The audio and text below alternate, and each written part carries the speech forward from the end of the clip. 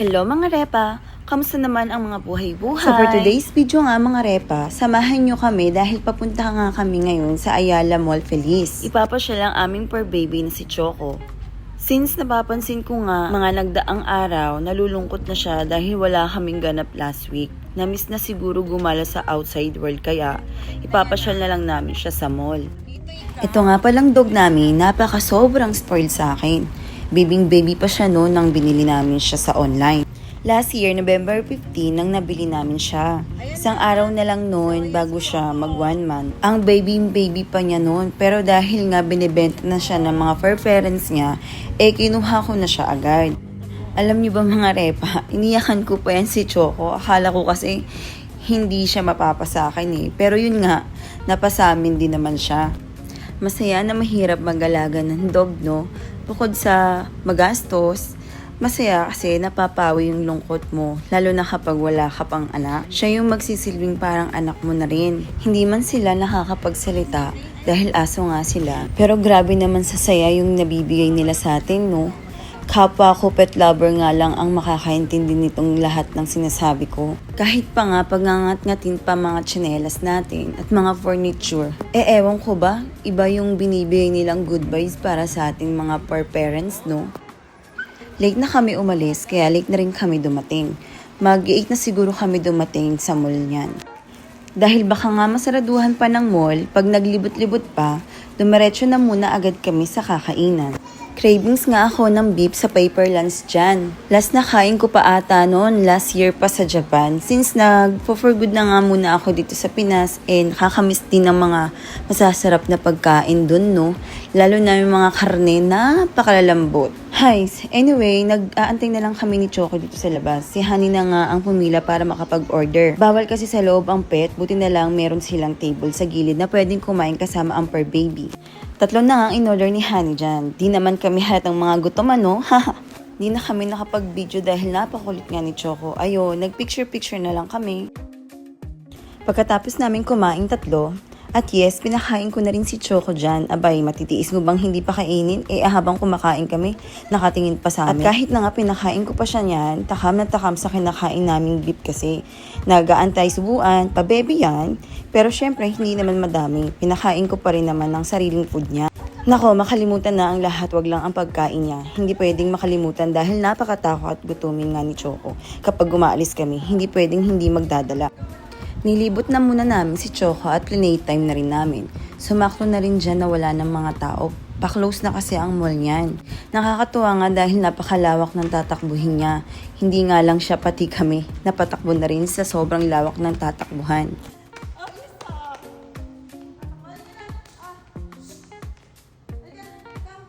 At pagkatapos ko nang makipaglaro kay Choco, si Dada naman niya ang makikipaglaro sa kanya. Sinulit na nga namin yung pakikipag-playtime sa kanya dahil para pag-uwi nga ng bahay, bagsak at matutulog na lang siya noon. Yan.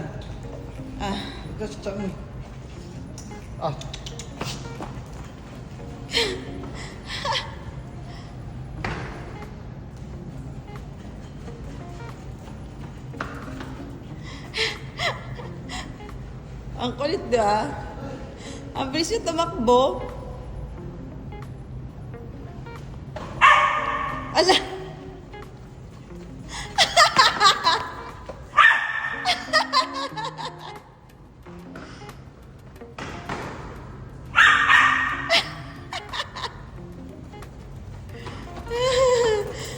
Bashi! Ang galing Naunahan ko siya kaya umatawar siya. Kasi na, bye-bye. Ang galing Bye-bye. Diba? Ang saya. Sobrang saya namin dyan. Kasi yun nga, nabigay namin yung time namin kay Choco. In-spend talaga namin yung time namin sa kanya. Kasi para nga pag-uwi mamaya, time naman namin ni Honey ang spend namin. At ayun na nga, at nang nakaramdam na nga ng pagod, nagyaya na rin akong umuwi dyan. Wala na rin naman din kasing lilibutan.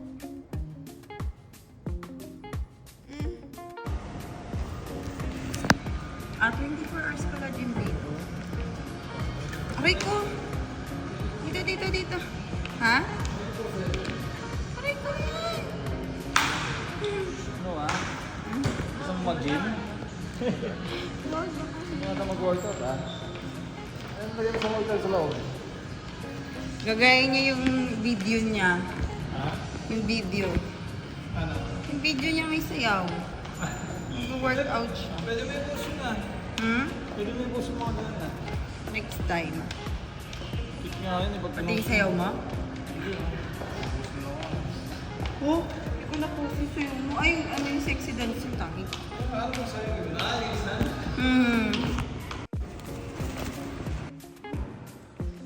At habang naglalakad-lakad nga kami, itong si Choco, parang ayaw pa ata niya umuwi. Iyon kung saan nagpupunta, saan kung ano-anong inaamoy. Pero yun na nga, hinayaan ko lang naman siya dyan. Kung ano yung mga gusto niyang amuyin, kung ano mga gusto niyang gawin, kung saan siya gustong magpunta. Yan, sinusundan-sundan ko lang siya. Tapos ayun, siguro nakita niya yung pinasukan namin kanina. Naamoy niya siguro na palabas na rin yun. Yan, papunta na kami ng parking dyan.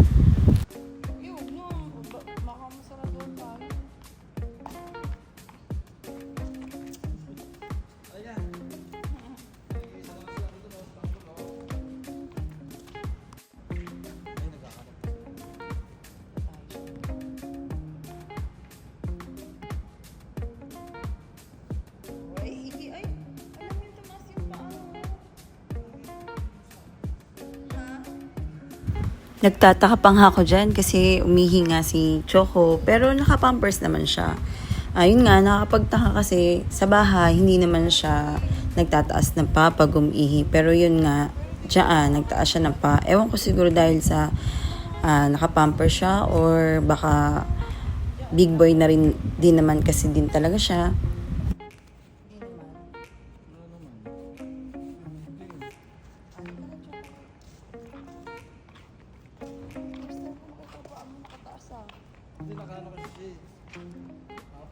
Yan, bali, pauwi na kami. Ginamit pala namin kotse si Tanggol, yung kay Honey.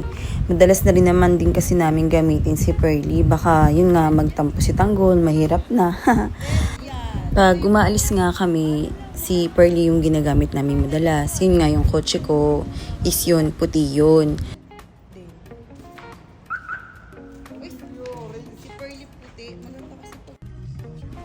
Hanggat maaari nga, alternate namin sila nagagamit para naman hindi magkaroon ng problema, 'di ba? Lalo na yung mga makina.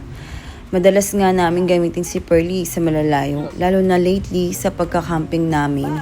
At ito naman si Tanggol, nagagamit lang namin siya kapag sa malalapit na pupuntahan. Since lower nga si Tanggol, mahirap siya ibiyahe sa malayuan.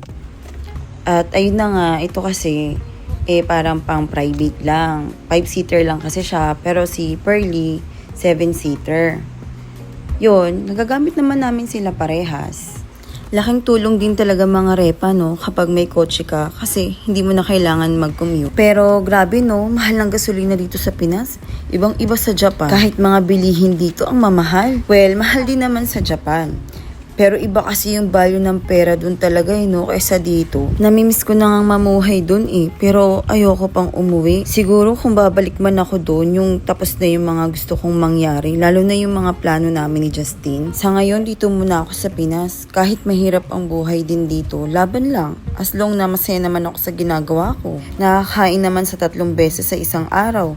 Minsan nga ayoko pang kumain dahil ayokong tumaba. Diyos ko, ayaw ko nga maging losyang dito. Nakakapasyal at nakakalibot naman kami kung saan namin gusto magpunta. Ayun na nga, kahit minsan short, mahirap ang buhay, nakakagawa naman ng paraan. Kesa naman sa Japan, marami kang ang pera pero malungkot naman ang buhay mo dun. Napakadami pang bayarin, lalo na mga taxes. Hay nako, alam na alam ko yan kasi halos 20 years din akong tumira doon. Nagtrabaho, nagtiyaga, pero yun nga, ayun, nagbunga naman. May sarili akong bahay, nagkaroon din ako ng kotse, may konting ipon. Pero yun na nga, may pinaglalaanan kasi ako para doon. Sana nga unti-unti nang matupad yung mga plano ko sa buhay. Yung mga plano namin ni Justin. Namimiss ko na nga mga ate ko dun sa Japan mga friends ko, lalo na yung mga kapatid ko. Nakakamiss din kaya magbanat ng buto, umaga-gabi. Pero kailangan ko kasi muna sa ngayon mag-stay sa Pinas. Basta sa ngayon, tiyaga at sipag lang, makakaraos din tayo. Bakit kasi hindi tayo pinanganak na mayaman? Para 'di ba, papetiks-petiks na lang yung buhay natin. Pero hindi eh. Wala namang ibibigay si Lord kung hindi natin kayang lagpasan lahat yun. Kasi kahit nga mayayaman, may mga problema din sila eh. Minsan yung iba nga hirap na hirap pa paano nila gagastusin yung pera nila, no? Basta importante, makontento lang tayo kung anong ibinigay ni Lord sa atin. Pero syempre, kikilos ka ha. Kasi di porket binigay ni Lord, hanggang dyan ka na lang. Lalo na kung may pangarap ka sa buhay, sa pamilya, at para na rin sa sarili mo. Nagpapasalamat lang din ako sa mami ko kasi kinuha niya ako. Kung hindi rin naman din sa kanya, hindi rin mapapaganda ang buhay ko. Kaya kung meron kayong chance, opportunity na mapaganda ang buhay nyo, huwag nyo nasayangin yun mga repa. Dahil napakasarap may pagmalaki sa mundo yung mga na-achieve mo o yung mga narating mo sa buhay. Pinaka-importante sa lahat, huwag kang makakalimot kay Lord magpasalamat ha, maliit man ito o malaki. Basta kung ano man ang magiging hamon natin sa buhay mga repa, laban lang ha. Ang dami ko na palang naikwento at mga nasabi dyan, pero hindi pa rin kami nakakauwi no. Dumaan nga muna kami dito sa tindahan. Sabi ko nga kay Honey, inom kami habang nanonood ng Netflix. Kahit isang mucho ng beer lang sana. Abay, binili 2. Mukhang may binabalak pa nga ata. Haha, char. Dahil tapos na nga namin ipasyal si Choco dito at nakauwi na rin kami ng bahay. Time naman namin 2. Masarap mag-banding paminsan-minsan na kayo lang 2. Bigyan nyo din ng time ang isa't isa. O siya, hanggang dito na lang mga repa. Salamat sa panonood at pakikinig. Hanggang sa muli!